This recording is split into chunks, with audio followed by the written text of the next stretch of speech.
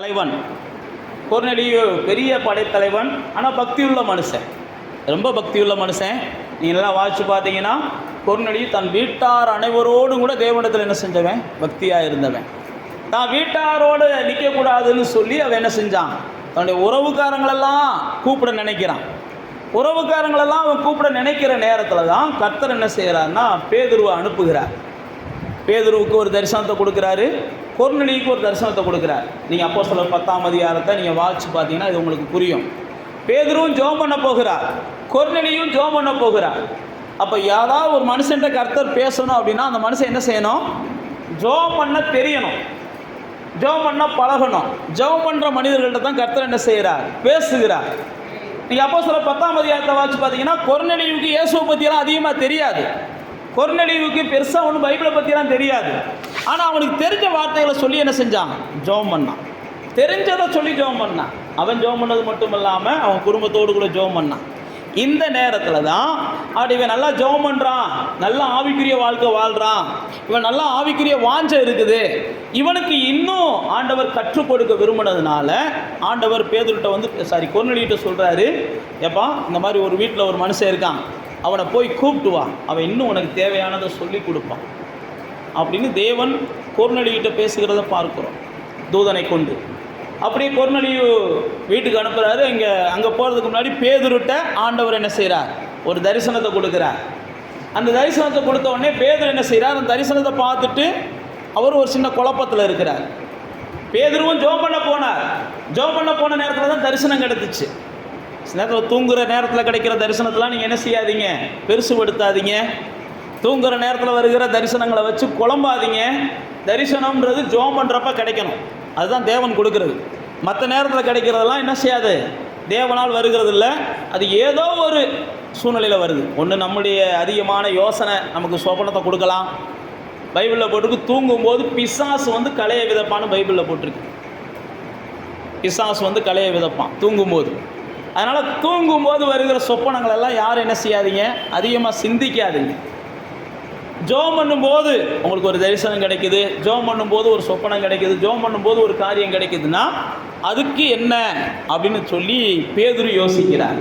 பேதுரு யோசிக்கும் போது தான் ஆண்டவர் பேதுருவோடு பேசுகிறாரு, எப்பா இந்த மாதிரி ஒரு மனுஷன் ஜெபம் பண்ணிக்கிட்டு இருந்தான், அவனுக்கு மேலும் ஆவிக்குரிய வளர்ச்சி தேவை, அதனால் அவன் வீட்டுக்கு நீ போகணும், ஒரு 3 பேர் தேடி வர்றாங்க, நீ எந்த கேள்வியும் கேட்காம அவங்க வீட்டுக்கு என்ன செய் போ அப்படின்னு சொல்லுகிறார். அந்த சூழ்நிலையில் தான் பேதுரு அவங்க வீட்டுக்கு போகிறாரு. இங்கே கவனிக்கணும், பேதுரு அவங்க வீட்டுக்கு போன உடனே கொர்நேலியு என்ன செஞ்சார்? பேதுரு காலில் விழுந்தார். பேதுரு பைபிள் பிரகாரம் பார்த்தீங்கன்னா அப்போஸ்தலர் நடவடிக்கைகளை சொல்லியிருக்கு, படிப்பறிவு இல்லாதவர். பேதுரு ஒரு மீன் பிடிக்கிற தொழிலை செய்து கொண்டிருந்தவர். ஆனால் தேவன் அவனை தெரிந்து கொண்டதுனால, தேவன் அவனை பிரித்தெடுத்து அவனை பிரதானமானவனாக மாற்றினபடினால இவன் யார்? கொர்நேலியு ஒரு பெரிய அதிபதி, அவன் பெரிய தலைவன். ஆனால் பேதுருவை பார்த்தோன்னே என்ன செய்கிறான்? காலில் விழுக போகிறான். நல்லா தெரிந்து கொள்ளுங்க, இந்த இடத்துல தான் பேதுரு என்ன செய்கிறாரு? தன்னை கர்த்தர் உயர்த்தி வச்சுருந்தாலும் எல்லா கனமும் எல்லா மகிமையும் யாருக்கு தான் போகணும்? கர்த்தருக்கு தான் போகணும் அப்படின்ற இடத்துல பேதுரு தெளிவாக இருந்தான். சில நேரத்தில் நம்ம உயர்வு வந்த உடனே மனிதர்கள் நம்மளை மதிக்கணும்னு நம்ம எதிர்பார்த்துடுறோம். நம்ம ஆசீர்வாதமாக இருக்கிறோம்னாலே மற்றவங்க நம்மளுக்கு என்ன செய்யணும்? ஒரு சரியான மரியாதை கொடுக்கணும்னு நம்ம எதிர்பார்க்குறோம். நல்லா தெரிந்து கொள்ளுங்க, தேவ பிள்ளைகளுக்குள்ள அப்படிப்பட்ட எண்ணங்கள் வரக்கூடாது. நாம் எவ்வளவு ஆசீர்வாதமாக இருந்தாலும் அதுக்கு கனம் புகழ் எல்லாமே யாருக்கு தான் காரணம்? தேவனுக்கு தான் காரணம். அப்படி நீங்கள் நினச்சிங்கன்னா தான் தேவன் மறுபடியும் உங்கள் சந்ததிகளை உயர்த்துவார். இல்லைன்னா உயர்வு உங்களோட போயிடும். இந்த உயர்வுக்கெல்லாம் நான் தான் காரணம், இந்த இடத்துக்கெல்லாம் வந்ததுக்கு நான் என்னுடைய முயற்சி தான் காரணம்னு ஒரு காலத்தில் நேபுகாத்நேச்சார் நினைச்சான்னு பைபிளில் போட்டிருக்கு. இந்த இடத்துக்கு வந்ததுக்கு நேபுகாத்நேச்சார் நான் தான் காரணம்னு அவன் நினைச்ச நேரத்திலேயே தேவன் அவன் மேலே என்ன செஞ்சாராம்? கோபப்பட்டார்னே பைபிளில் போட்டிருக்கு. நல்லா தெரிந்து கொள்ளுங்க, உபாகமத்தில் மோசே தன்னுடைய ஜனங்களுக்கு 7ஆம் அதிகாரத்தில் சொல்லும்போது சொல்கிறான், என் கை பலனால இந்த சம்பாத்தியம் வந்துச்சுன்னு நீ என்ன செய்யாத, சொல்லாதபடிக்கு எச்சரிக்கையாக இரு. அப்படி சொன்னேன்னா உன் கையால் சம்பாதிச்சதை உன் கையாலேயே செலவழிச்சிட்டு போயிடுவேன், நீ சம்பாதிச்சேன்னு சொன்னேனா அப்படின்னு சொல்லி அங்கே சொல்லுகிறார். அப்போ என்ன சொல்ல வருகிறது வேதம் அப்படின்னா, எல்லாமே நான் நிர்வாணியாக வந்தேன் யோபு சொல்கிறாரு, நான் நிர்வாணியாக வந்தேன், நான் நிர்வாணியாக போக போகிறேன், அதுக்கிடையில் எல்லாமே கர்த்தர் கொடுத்தார், கர்த்தர் எடுத்தார் அப்படின்னு யோபு சொல்கிறார். எல்லாமே கர்த்தர் தான் கொடுத்தார், எல்லாமே கர்த்தர் தான் என்ன செஞ்சார் அப்படின்னு யோபு தன்னுடைய பார்வையில் சொல்லுகிறார். அப்போ தேவ பிள்ளைகளாகிய நமக்குள்ளே தேவன் உயர்வை கொடுக்கும்போது நாம் என்ன செய்யணும்? தன்னைத்தான் தாழ்த்துகிறவன் உயர்த்தப்படுவான், தன்னைத்தான் உயர்த்துகிறவன் தாழ்த்தப்படுவான். இது இயேசு சொன்ன சத்தியம். இயேசு சொன்ன சத்தியம். எப்போ நீங்கள் உங்களையே உயர்வாக பார்க்க ஆரம்பித்து மற்றவங்கள தாழ்வாக பார்க்க ஆரம்பிச்சிட்டிங்கன்னா நீங்கள் தாழ்ந்து போயிடுவீங்க. எப்போ நீங்கள் மற்றவங்க எப்படி இருந்துட்டு போகிறாங்க, கர்த்தர் நமக்கு கொடுத்துருக்கிறது, தாவீதா இருக்கட்டும், நீங்கள் பல பரிசுத்தவான்கள்லாம் இருக்கட்டும், யாக்கோபு கூட சொல்லுவார் பாருங்க, நீங்கள் இதெல்லாம் எனக்கு செஞ்சதுக்கு நான் பாத்திரனே இல்லை அப்படின்னு யாக்கோபு சொல்லுவார். ஆண்டவரே, இது வரைக்கும் நீ என்னை நடத்திட்டு வந்ததுக்கோ, இதெல்லாம் எனக்கு செஞ்சதுக்கோ, பல பரிவாரங்களை கொடுத்ததுக்கோ, எனக்கு மனைவி பிள்ளைகளை கொடுத்ததுக்கோ நான் பாத்திரம் அல்ல. ஏன்னா யாக்கோபை பற்றி நீங்கள் படித்து பார்த்தீங்கன்னா அவ்வளவு மோசமான ஆள். ஆனால் அவனுக்கு ஆண்டவர் என்ன செய்கிறார்? அழகான வம்சங்களை கொடுக்கிறார், அழகான பிள்ளைகளை கொடுக்கிறார், அழகான சந்ததிகளை கொடுக்கிறார். ஆடு மேய்க்கிறதுக்கு போய் அண்டி கொண்டவன் தான் யாக்கோபு. ஆடு மேய்ச்சாதான் கல்யாணம் மனைவியை தருவோம்னு அவன் மாமனார் சொல்கிறார். 7 ஆண்டுகள் என்ன செய்யணும்? நீ ஆடு மேய்க்கிற அந்த அளவுக்கு லாயக்கு இல்லாத ஒரு கல்யாணம் முடிப்பதற்கு. அப்போ தேவ பிள்ளைகளே நல்லா தெரிந்து கொள்ளுங்க, நாம் தேவனுடைய பிள்ளைகளாக இருக்கிறபடினால இந்த பேதுருவை போல நாம் மற்றவர்கள் மதிக்கணும். இயேசு சொன்னார் பாருங்க, நீங்கள் ஒரு விசேஷ வீட்டுக்கு அழைக்கப்பட்டிருந்தீங்கன்னா முதன்மையான ஸ்தானத்தை தேடாதீங்க. இயேசு சொன்னது தான் இது. நீங்கள் முதன்மையான ஸ்தானத்தை தேடுனீங்கன்னா நீங்கள் வெட்கப்படுவீங்கன்னு இயேசு சொல்கிறார். முதன்மையான ஸ்தானத்தை தேடினீங்கன்னா வெட்கப்படுவீங்க. அதற்கு பதிலாக நீங்கள் கடைசியான ஒரு ஆளை உட்காந்துக்கிட்டீங்கன்னா உங்களை முதன்மைப்படுத்துவதற்கு அந்த ஆள் ஓடி வருவான். அதுதான் உங்களுக்கு கனம் அப்படின்னு இயேசு சொல்லுவார். இங்கே பாருங்க, பேதுரு அந்த வீட்டுக்குள்ளே வர்றார். வந்த உடனே கொர்நேலியு பேதுருவின் காலில் விழுகிறார். இதெல்லாம் நான் சொல்கிறது அப்போஸ்தலர் 10ஆம் அதிகாரத்தில் இருக்குது.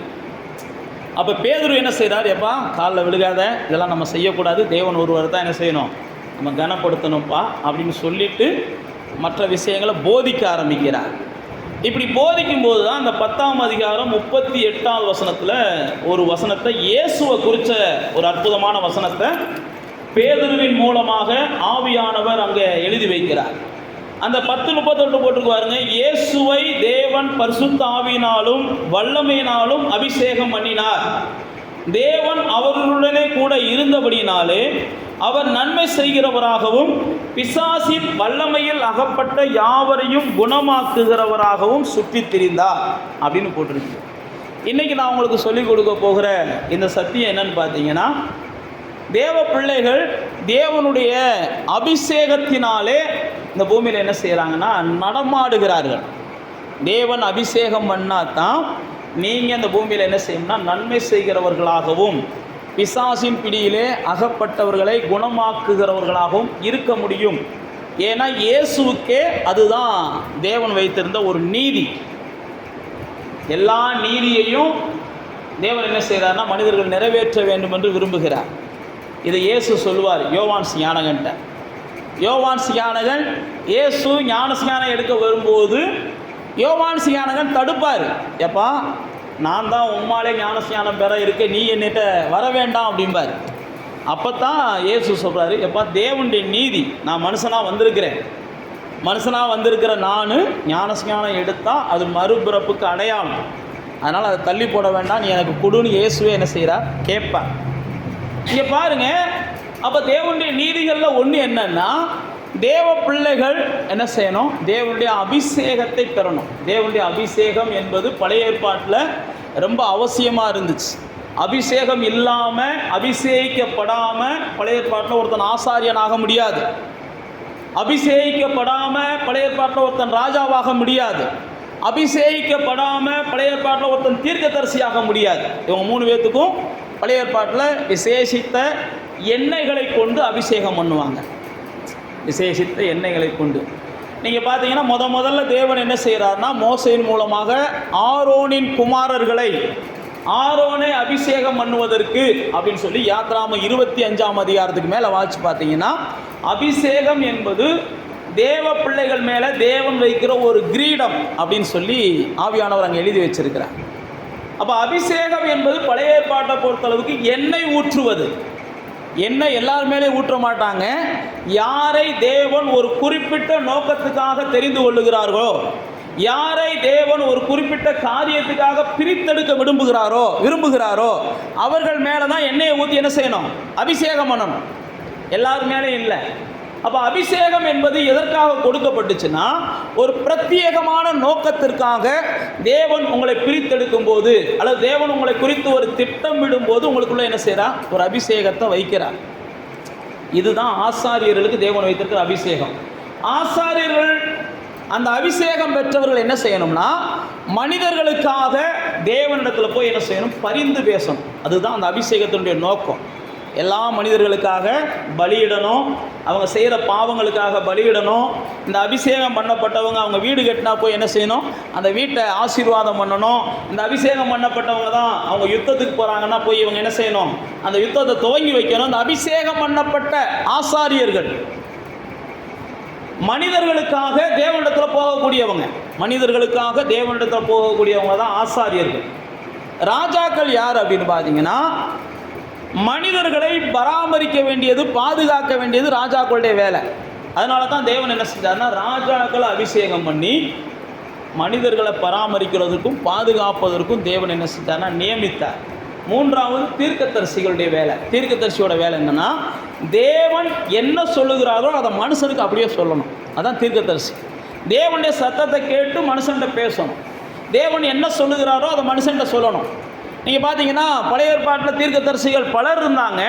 அதில் பிரதானமான ஆள் சாமுவேல் தீர்க்கதரிசியாக மாறுறதுக்கு முன்னாடி நீங்கள் நல்லா தெரிந்து கொள்ளுங்கள், சாமுவேல் கடைசியாக வந்த நியாயாதிபதி. வேத புஸ்தகத்தில் நியாயாதிபதிகளின் காலம் இருந்துச்சு. நியாயாதிபதிகளின் காலம் யாரோட முடியுது? சாமுவேலோட முடியுது. அந்த நியாயாதிபதி காலத்துக்கு அப்புறம் தேவன் என்ன செய்கிறார்? ராஜாக்களின் காலத்தை கொண்டு வருகிறார். ராஜாக்களின் காலத்தில் தான் சாமுவேல் என்ன செய்கிறார்னா ராஜாக்கள் அபிஷேகம் பண்ணுகிறார். இதில் என்ன ஸ்பெசிஃபிக் என்னன்னு பார்த்தீங்கன்னா, இந்த சாமுவேல் ஆசாரியனாகவும் செயல்பட்டார், தீர்க்கதரிசியாகவும் என்ன செஞ்சார்? செயல்பட்டார். நியாயாதிபதியாகவும் அப்படின்னா ராஜாவாகவும் செயல்பட்டார். அன்றைக்கி அவங்க தான் ராஜா, நியாயாதிபதிகள் தான் அன்றைக்கி ராஜா. இந்த சாமுவேல் தான் இது மூன்றையுமே அவர் வைத்திருந்தவராக இருந்தார். இந்த சாமுவேலுக்கு பார்த்தீங்கன்னா நாம் எல்லாரும் அறிந்திருக்கிறோம், அவங்க தாயார் என்ன செய்கிறாங்க? ஒப்பு கொடுத்து அந்த குழந்தை பிறக்குது. எனக்கு ஒரு ஆண் குழந்தைய கொடுத்தீங்கன்னா நான் உங்களுக்கு கொடுத்துட்றேன் அப்படின்னு ஒப்பு கொடுத்ததுனால பிறக்குது. அப்போ தேவ பிள்ளைகளே, இந்த சாமுவேல் ஸ்பெசிஃபிக்காக தேவனிடத்திலிருந்து கேட்டு பெற்றுக்கொள்ளப்படுகிறான். ஏலியோட காலம் முடியுது. ஏலி பைபிள் பிரகாரம் பார்த்தீங்கன்னா அவர் நல்லவர் தான், தான் பிள்ளைகளை நல்லா வளர்க்க என்ன செஞ்சிட்டாரு? தவறிட்டார். நீங்கள் நல்லவங்களாக இருக்கலாம், உங்கள் பிள்ளைகளை நீங்கள் நல்லா வளர்க்க தவறினாலும் தேவனுடைய பார்வையில் நீங்கள் குற்றவாளி தான்.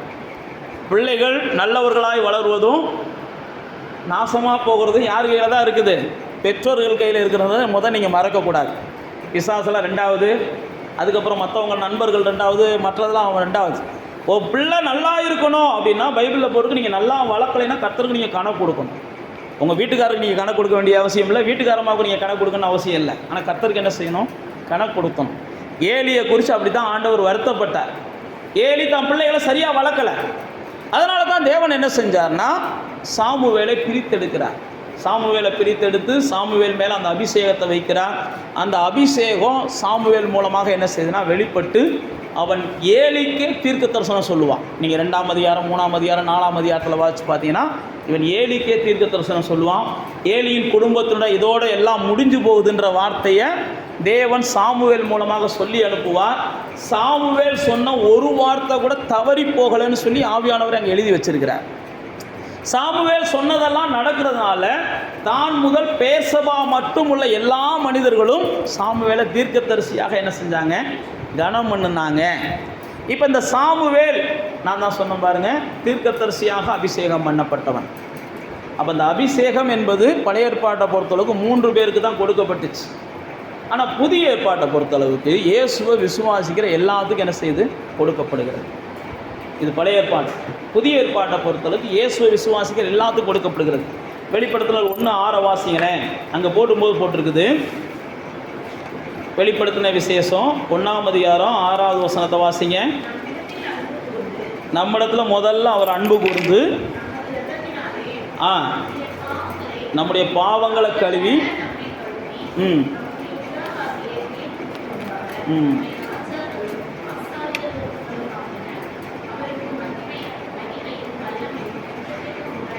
பாருங்க, இங்கே ஆவியானவர் எழுதி வைத்திருக்கிறார், யார் ஒருவர் அவருடைய இரத்தத்தினால கழுவப்பட்டார்களோ அவர்களெல்லாம் அபிஷேகம் பண்ணப்படுவதற்கு தகுதியானவர்கள். யார் ஒருவர் அவருடைய இரத்தத்தினால கழுவப்படுகிறார்களோ அவர்களெல்லாம் அபிஷேகம் பண்ணப்படுவதற்கு தகுதியானவர்கள். அபிஷேகம் இல்லாமல் நீங்கள் வேத வசனத்தை கற்றுக்கொள்ளலாம்.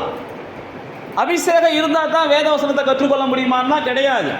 ஏன்னா அரசியல்வாதிகள்லாம் வேத வசனத்தை என்ன செய்கிறாங்க, நல்லா கற்று வச்சிருக்கிறாங்க. அபிஷேகம் இல்லாமல் நீங்கள் வேத வசனத்தை கற்றுக்கொள்ளலாம், அபிஷேகம் இல்லாமல் நீங்கள் ஆண்டவரை தேடலாம். ஆனால் அபிஷேகம் இல்லாமல், நான் தான் சொன்ன பாருங்க, அபிஷேகம் இல்லாமல் நீங்கள் மனிதர்களுக்கு பிரயோஜனமாக இருக்க முடியாது. அபிஷேகம் இல்லாமல் பாதுகாப்பும் பராமரிப்பும் உங்களுக்கே நீங்கள் தர முடியாது. அபிஷேகம் இல்லாமல் தேவனுடைய சத்தத்தை கேட்டு உங்களுடைய பாதையை நீங்கள் வழி நடத்த முடியாது. அதனால தான் போட்டிருக்குது, அபிஷேகம் பழைய ஏற்பாட்டை பொறுத்தளவுக்கு ஸ்பெசிஃபிக்காக எல்லாத்துக்கும் கொடுக்கல, ஒரு குறிப்பிட்ட மக்களுக்கு மட்டும் கொடுத்தார். புதிய ஏற்பாட்டை பொறுத்தளவுக்கு யாரெல்லாம் அவரிடத்தில் அன்பு கூறுகிறார்களோ, யாரெல்லாம் அவருடைய தங்களுடைய பாவங்கள் மன்னிக்கப்படும்படி அவரை நோக்கி பார்க்குறாங்களோ அவங்களுக்கெல்லாம் அவர் என்ன செய்கிறார், ராஜாக்களாக ஆசாரியர்களாக அபிஷேகம் பண்ணி வைத்திருக்கிறார். இதைத்தான் அப்போஸ்தலர் 2ஆம் அதிகாரத்தில் பேதுரு தந்த ஜனங்கள்கிட்ட பேசுவார். அப்போஸ்தலர் 2ஆம் அதிகாரத்தில் பேதுரு அந்த ஜனங்கள்கிட்ட பேசுவார். அப்போ பேசும்போது அந்த ஜனங்கள் கேட்பாங்க, நாங்கள் என்ன செய்ய வேண்டும்? 38ஆம் வசனத்தை வாசிங்க, 2:38.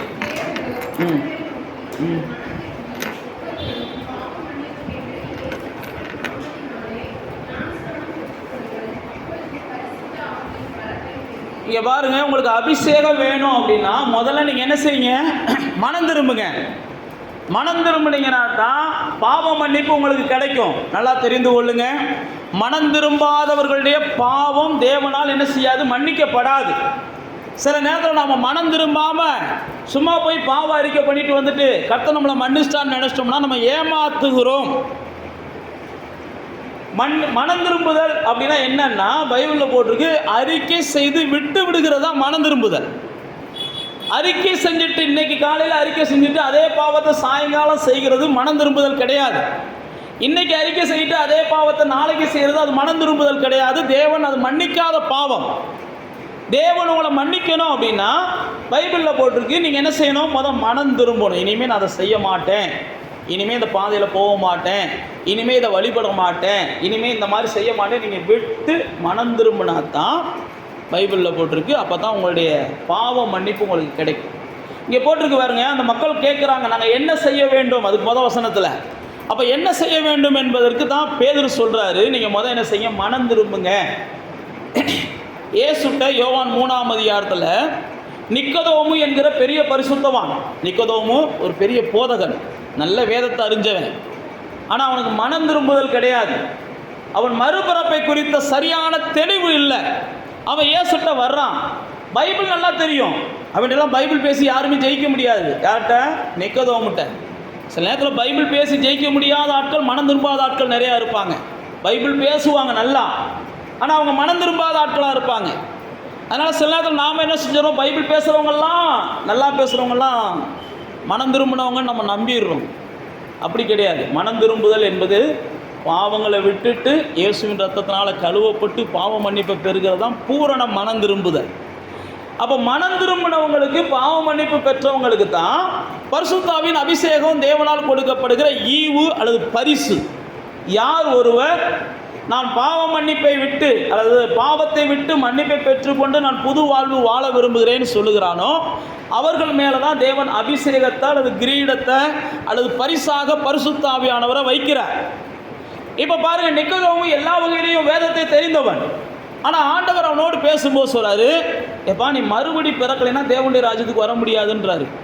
அப்போ தான் நிக்கதோமுக்கு ஒரு எண்ணம் வருகிறது, நான் எப்படி மறுபடியும் பிறக்கிறது, நான் எப்படி மறுபடியும் பிறக்கிறது, நான் என்ன செஞ்சிட்டேன், முதிர் வயதாயிருச்சே, மறுபடியும் போய் தாயின் வயிற்றுக்குள்ளே போய் பிறக்க முடியுமான்ற இடத்துல நிக்கதோமு கேட்பார். அதனால தான் பைபிளில் போட்டிருக்கு, அறிவு பெருத்தவன் நோவு பெருத்தவன் பைபிளில் போட்டிருக்கு. அப்படின்னா என்ன அர்த்தம்னா, நிறைய அதை கற்றுக்கிறேன் இதை கற்றுக்கிறேன்றவங்க எதையுமே உருப்படியாக என்ன செய்ய மாட்டாங்க, கற்றுக்கிற மாட்டாங்க. அது தெரியும், இது தெரியும், இது தெரியும்னு சொல்கிறவங்க நீங்கள் நல்லா தெரிஞ்சுக்கோங்க, யார் ஒருவர் அப்படிலாம் இருக்கிறாங்களோ அவங்க வாழ்க்கையில் சொதப்பிக்கிட்டே இருப்பாங்க. யார் ஒருவர் சிறு பிள்ளைகளைப் போல ஒவ்வொரு நாளும் கற்றுக்கொண்டே இருக்க விரும்புகிறார்களோ, யார் ஒருவர் கற்றிருந்ததில் அப்படியே தேறினவர்களாக, பவுல் சொல்கிறான் பாருங்கள், நான் முந்தினவைகளை பிந்தினவைகளை மறந்து நான் என்ன செய்கிறேன், முன்னோக்கி ஓடுகிறேன், இன்னும் நான் தேறினவனாக இருக்க விரும்புகிறேன்றான் பிலிப்பியர்கள் எழுதும்போது. அப்போ நிக்கோதேமு பாருங்க, எல்லா வகையிலையும் பரிபூர்ணமானால், ஆனால் அவர்கிட்ட அபிஷேகம் இல்லாததுனால ஆண்டவர் சொல்றாரு, என்ன செய்யணும், ஜலத்தினாலும் ஆவியினாலும் பிறக்காவிட்டால் பரலோக ராஜ்யத்தை என்ன செய்ய மாட்டேன், பார்க்க மாட்டேன்றாரு. அப்போ தேவ பிள்ளைகளே, அபிஷேகம் என்பது நம்மளை பரலோக ராஜ்யத்தில் பாதியில் நிற்காமல் நம்மளை கொண்டு போகக்கூடியது. பரிசுத்தாவின் அபிஷேகம் தேவ பிள்ளைகளுக்கு அவசியம்.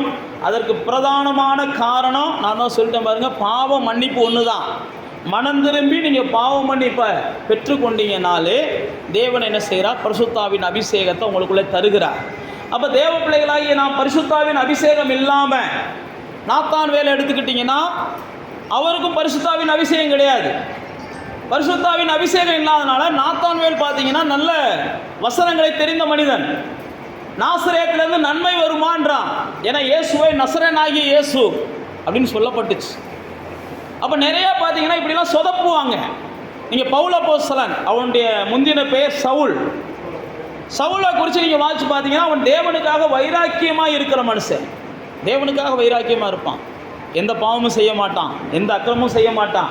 இங்கே பவுலோட வாழ்க்கையை வாசித்து பார்த்தீங்கன்னா தெரியும், நான் பரிசேயனப்பா, நான் சுத்தம் உள்ளவனப்பா, நான் யாருக்கும் எந்த அநியாயம் பண்ணதில்லைப்பா அப்படின்னு அவன் பேசுவான். தான் வாழ்க்கையை குறித்து அவன் பேசுவான், யாருக்கு எந்த அநியாயம் பண்ணதில்லை.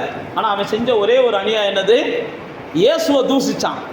இயேசுவை தூசிக்கிறதும் இயேசுவை துன்பப்படுத்துகிறவர்களை பைபிளில் போட்டு இயேசுவை துதிக்கிறவங்களை துன்பப்படுத்துறதும் அவனுடைய வேலையாக இருந்துச்சான். பவுல் தீமோத்தேயுக்கு எழுதும்போது சொல்கிறாரு, நான் முன்னே என்ன செஞ்சேன், தூசிக்கிறவனாகவும் துன்பப்படுத்துகிறவனாக இருந்தேன், ஆனால் அவருடைய கிருபை என் மேலே வந்ததுனால இன்றைக்கி எல்லாம் எனக்கு புரிஞ்சுக்கிருச்சு அப்படின்னு சொல்லுகிறான். அப்போ எந்த பாவமும் செய்யலை. யார்? பவுல். பரிசேயன் பிறந்தது முதற்கொண்டு குற்றமில்லாமல் வாழ்கிறான். ஆனால் குற்றமில்லாமல் வாழலாம், எந்த பாவமும் செய்யாமல் இருக்கலாம். ஆனால் இயேசுவை ஏற்றுக்கொள்ளாத எவரையும் பரலோகம் பரிசுத்தவானா பார்க்காது. இதுதான் நீங்கள் புரிந்து கொள்ளணும்.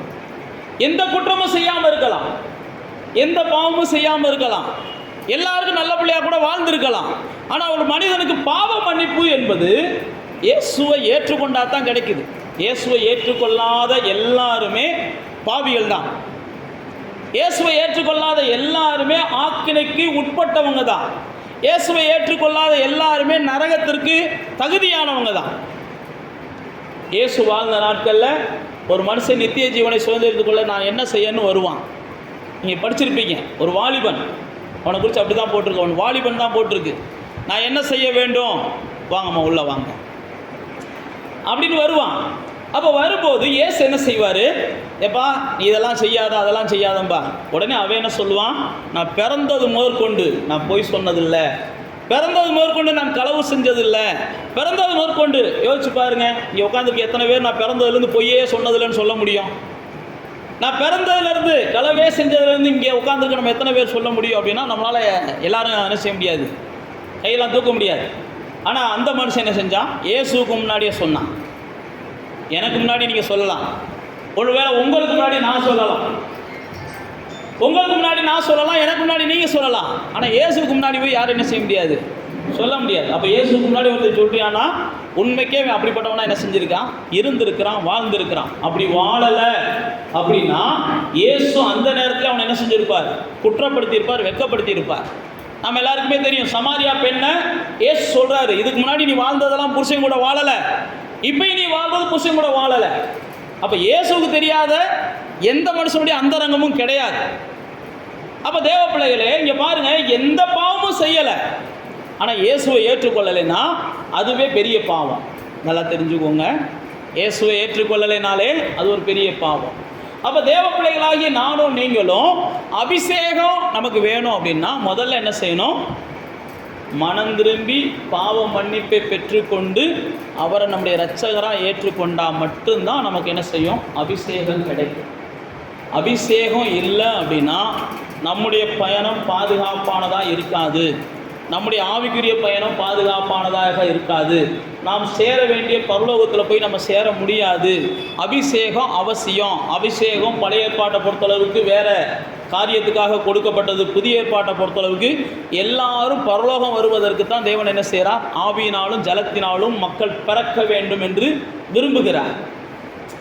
இப்போ இயேசு பாருங்க, பரிசுத்தாவின் அபிஷேகத்தை பெற்றதுனால அவர் நன்மை செய்கிறவராக, அப்போஸ்தலர் 10:38, அவர் நன்மை செய்கிறவராக சுற்றி தெரிந்தார்னு பைபிளில் போட்டிருக்கு. அவர் என்ன நன்மை செஞ்சார் அப்படின்னா, நம்ம நினைக்கிற மாதிரி 4 பேருக்கு கஞ்சி வாங்கி கொடுத்தார், 4 பேருக்கு சாப்பாடு கொடுத்தாரு, 4 பேருக்கு துணி வாங்கி கொடுத்தார். நம்மளுக்கு தெரிஞ்ச நன்மைனா என்னது? அதைத்தான் ஆண்டவர் அபிஷேகம் பண்ணதுக்குடைய நோக்கம் இது கிடையாது.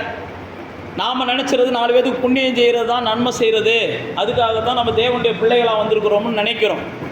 ஆனால் வேதம் நமக்கு சொல்கிறது அதற்காட்டிலும் மனிதர்களால் செய்ய முடியாத நம்ம செய்யணும். அதுக்கு தான் பரிசுத்தாவின் அபிஷேகம். அன்னதானம் போடுறதுக்கு ஊரில் 100கணக்கான பேர் இருக்கிறாங்க. ஏழைகளுக்கு உதவி செய்கிறதுக்கு, தான தர்மம் செய்கிறதுக்கு, என்னென்னமோ செய்கிறதுக்கு இயேசுவை ஏற்றுக்கொள்ளாதவங்க எத்தனையோ பேர் செய்கிறாங்க. இயேசுவை ஏற்றுக்கொண்டவங்களை காட்டிடும். ஆனால் இயேசு நன்மை செய்கிறவராக சுற்றி தெரிந்தார் அப்படின்னா, லூக்கா நீங்கள் 4:18 வந்தீங்கன்னா, அந்த அபிஷேகத்துக்கும் அந்த நன்மைக்கும் அங்கே ஆவியானவர் ஒரு வெளிச்சத்தை போட்டு வச்சிருக்கிறாரு. 4:18 வாசிங்க. கர்த்தருடைய ஆவியானவர் என் மேலே இருக்கிறார்.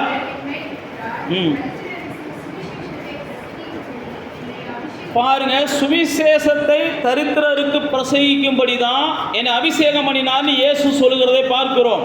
அடுத்து, இருதயம் நறுங்குண்டவர்களை குணமாக்கவும், சிறைப்பட்டவர்களுக்கு விடுதலையையும், குருடர்களுக்கு பார்வையையும் பிரசித்தப்படுத்தவும், நொறுங்குண்டவர்களை விடுதலையாக்கவும். இங்கே பாருங்க, எதுக்காக அபிஷேகம் கொடுக்கப்பட்டிருக்கு அப்படின்னா, எதுக்காக கர்த்தர் உங்களை அபிஷேகம் பண்ணுகிறார்னா, அதை நீங்கள் முதல் புரிஞ்சுக்கிறணும். இயேசு அபிஷேகம் பண்ணப்பட்டதுனால பைபிளில் போட்டிருக்கு அவர் நன்மை செய்கிறவராக. அவர் என்ன நன்மை செஞ்சார் அப்படின்னா, இங்கே போட்டிருக்கு அவர் தரித்திரர்களுக்கு சுவிசேஷத்தை சொன்னார். ஆவியிலே எளிமையுள்ளவர்கள் அப்படின்னா ரொம்ப பாவப்பட்டவங்களுக்கு, பாவத்தில் வாழ்கிறவங்களுக்கு, பாவப்பட்டவங்களுக்கு நல்லா தெரிந்து கொள்ளுங்க. நம்ம மேலே அபிஷேகம் வரணும் அப்படின்னா நாம் பாவப்பட்டவங்களுக்கு, பாவத்தில் வாழ்கிறவங்களுக்கு கொஞ்சமாவது என்ன செய்யணும்? பாவ மன்னிப்பை குறித்தும் விடுதலையை குறித்தும் நம்ம பேசணும். அடுத்து கீழே போட்டிருக்கு பாருங்க, இருதயம் நறுங்குண்டவர்கள் அப்படின்னா வாழ்க்கையில் நிம்மதி இல்லாத இருக்கிறவங்க எத்தனையோ பேர் இருப்பாங்க. நாம் உடனே என்ன செஞ்சுருவோம்? நானே நிம்மதி இல்லாமல் இருக்கிறோம் பாஸ்டர் அப்படின்ற மாதிரி நம்ம பேசிடுவோம் ஒரே வார்த்தையில். நான் மறுபடியும் சொல்லுகிறேன், நீங்கள் அபிஷேகத்தை விரும்புனீங்கன்னா நீங்கள் நிம்மதியாக இருக்கீங்களோ இல்லையோ, நிம்மதி இல்லாதவங்களை பார்த்த அளவுக்கு பார்க்குறப்ப நீங்கள் என்ன செய்யணும்? கொஞ்சமாவது இறக்கப்படணும். வீட்டுக்கு வீட்டு வாசல் தான், யாருக்கு தான் துன்பம் இல்லை, யார் குடும்பத்துக்கு தான் பிரச்சனை இல்லை, இப்படின்லாம் தேவ பிள்ளைகள் பேசக்கூடாது. பேசுனீங்கன்னா நீங்கள் தேவனை அவமதிக்கிறீங்கன்னு அர்த்தம். தேவனை அறியாதவங்க பேசுகிற அதே டயலாக்லாம் நம்ம பேசக்கூடாது. தேவனை அறியாதவங்க பேசுகிற சீரியல் வசனங்களையும் சினிமா வசனங்களையும் நம்ம பேசக்கூடாது. நாம் பேசுகிறதெல்லாம் நம்புவதற்கு ஏதுவில்லாத காரியம், நம்ப முடியாத காரியம் நடக்கும்னு சொல்லி பேசணும். தேவனால் நடக்கும்னு சொல்லி, தேவனால் நடக்கும்னு பேசணும். அப்போ தேவனால் நடக்கும். அதான் பாருங்கள், இருதயம் நொறுங்குண்டவர்களுக்கு. அடுத்து சிறைப்பட்டவர்கள், அவங்க விடுதலையாகணும். பல வகையான சிறையில் இன்றைக்கி அகப்பட்டு மக்கள் இருக்கிறாங்க. இன்றைக்கி மக்களை பார்த்தீங்கன்னா யாருமே விடுதலையோடு இல்லை. நீங்கள் தேவனை அறியாத எத்தனையோ மக்களை பாருங்களேன், எல்லாம் இன்றைக்கி என்ன செய்கிறாங்க? விடுதலை இல்லாமல் ஏதோ ஒன்றில் அடிமையானது மாதிரி, ஏதோ ஒரு ஆளுக்கு பயந்தது மாதிரியே வாழ்ந்து கொண்டு இருப்பாங்க. நான் மறுபடியும் சொல்லுகிறேன், இந்த சிறைப்பட்டவர்களை நீங்கள் விடுதலையாக்கணும்னு விரும்பணும். அபிஷேகம் உங்களுக்கு ஆண்டவர் தர விரும்புகிறார். ஆனால் நீங்கள் என்ன செய்யணும்? இந்த அபிஷேகத்தை வாங்கி நான் என்ன செய்ய போகிறேன் அப்படின்னு கொஞ்சமாவது உங்களுக்கு தெளிவு வேணும்.